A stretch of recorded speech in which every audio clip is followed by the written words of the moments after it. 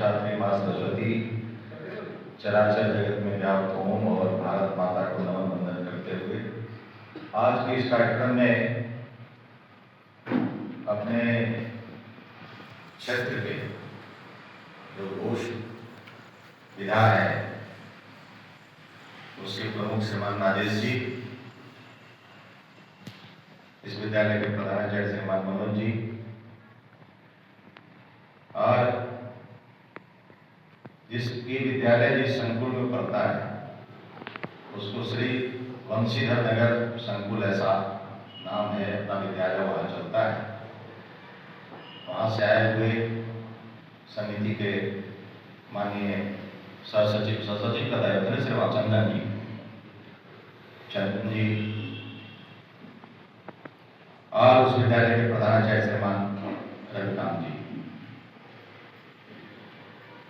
उपस्थित है।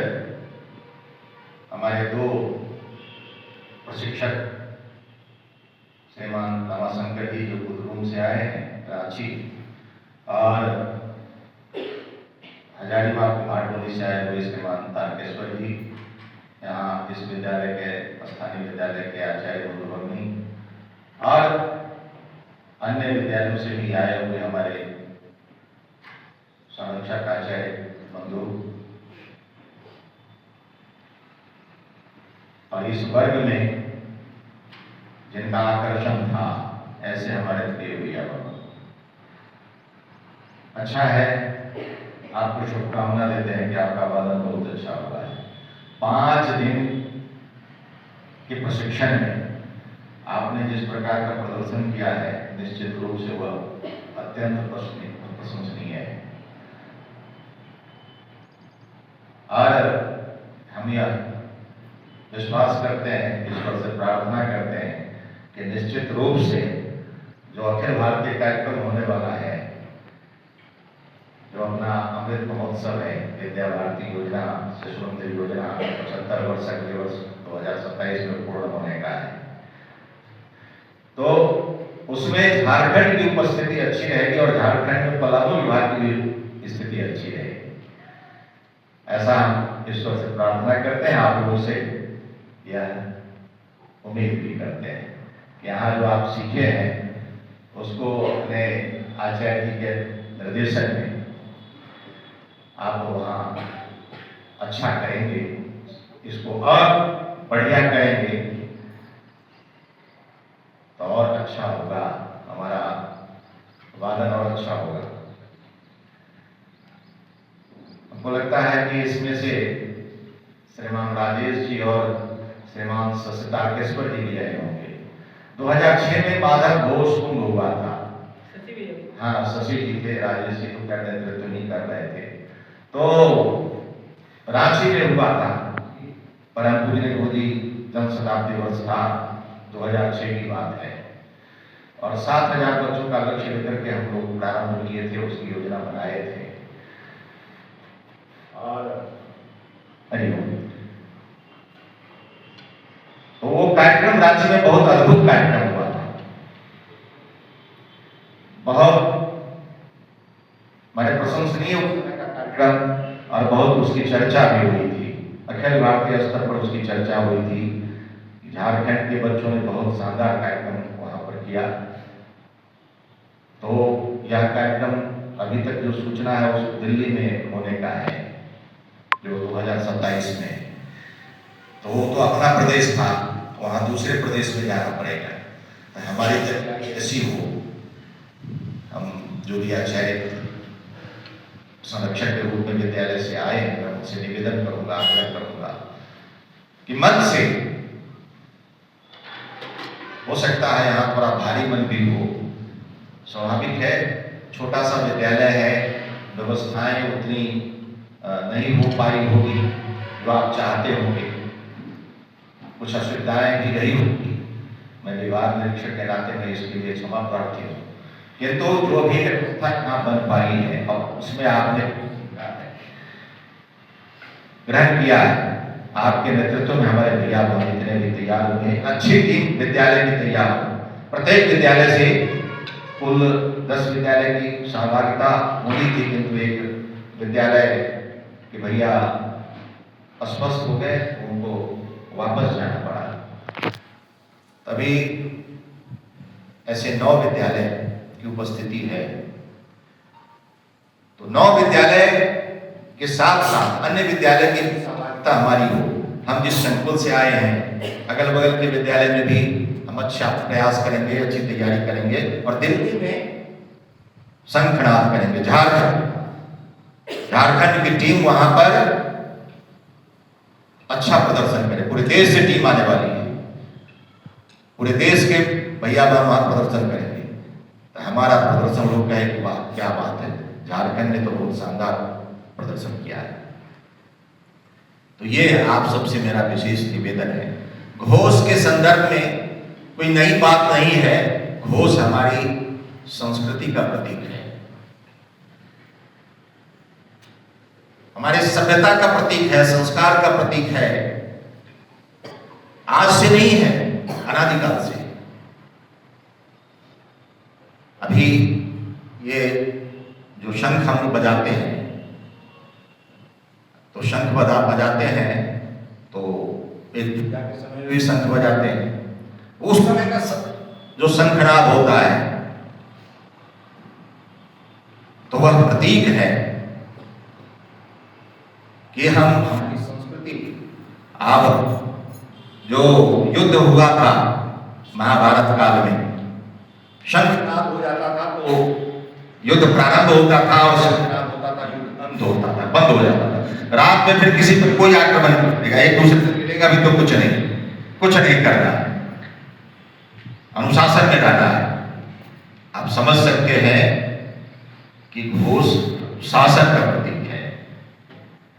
कितना अनुशासन है, शत्रु है, मैदान में हम एक दूसरे को मार रहे हैं, हम अपना विजय श्री प्राप्त करना चाहते हैं, किंतु शंखनाद होने के बाद किसी पर कोई आक्रमण नहीं करेगा। एक दूसरे के शिविर में लोग जाते थे, घूमते थे, मिलते थे, लेकिन कोई किसी पर आक्रमण, अनुशासन का प्रतीक है।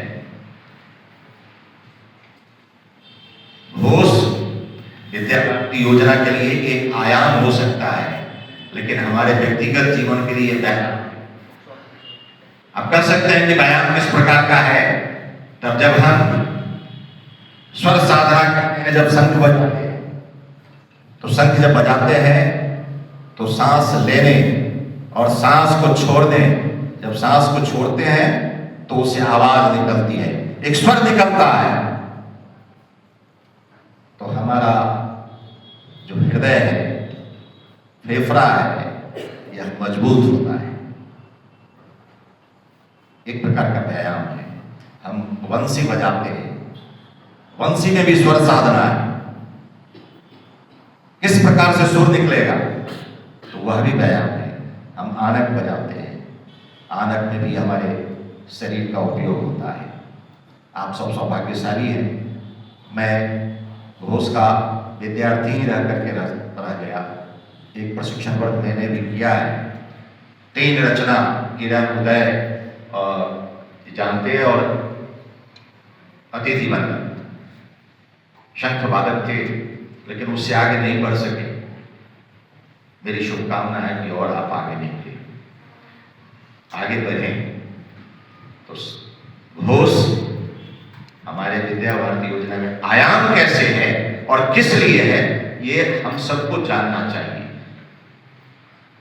इसलिए जानना चाहिए कि जब हम उत्सव करते हैं, 15 अगस्त होने वाला है, तो 15 अगस्त होने वाला है, हमारा राष्ट्रीय उत्सव है।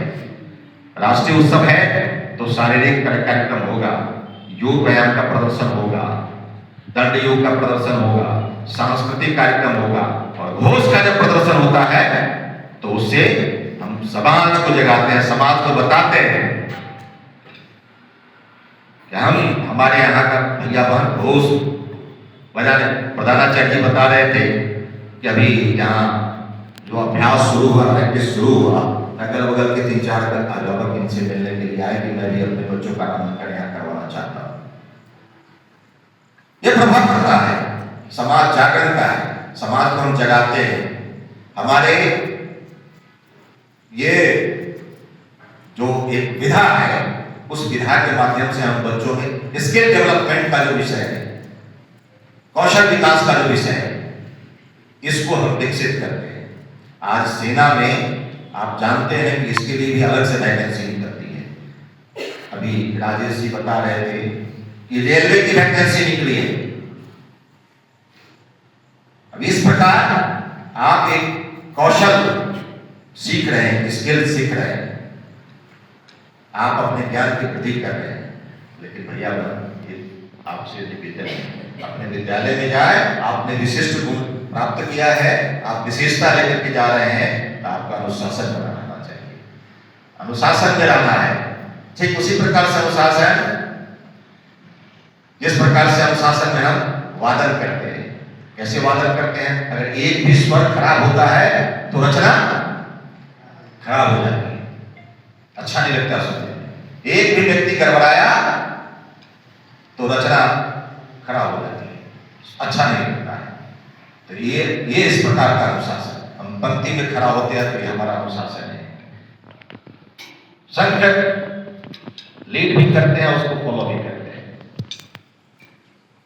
अच्छे पद, जब सभी बालक अच्छे होते हैं तो जरूरत नहीं पड़ती, एक साथ आवाज निकलती है, एक साथ शुरू कर देते हैं, ये हो जाता है। लेकिन अभी क्योंकि आपकी उम्र भी वैसी नहीं है, स्वर का साधना भी वैसा नहीं है, सांस उस प्रकार से रखने का, बांधने का अभ्यास नहीं है, तो लीड फ्लो होता है।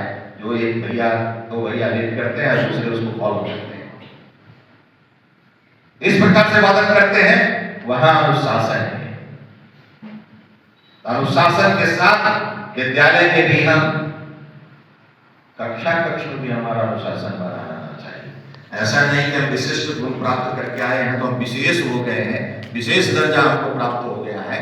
नहीं, विशेष दर्जा इसलिए आपको प्राप्त हुआ है कि आपने विनम्रता होनी चाहिए, आपने सज्जनता होनी चाहिए, आप दूसरे को सिखाने के लिए प्रोत्साहित करें। जब यहाँ से जाएंगे तो कहेंगे कि हमने सीख करके आए, आपको भी सीखना चाहिए, हमारी टीम अच्छी हो, आप तैयार हो जाए।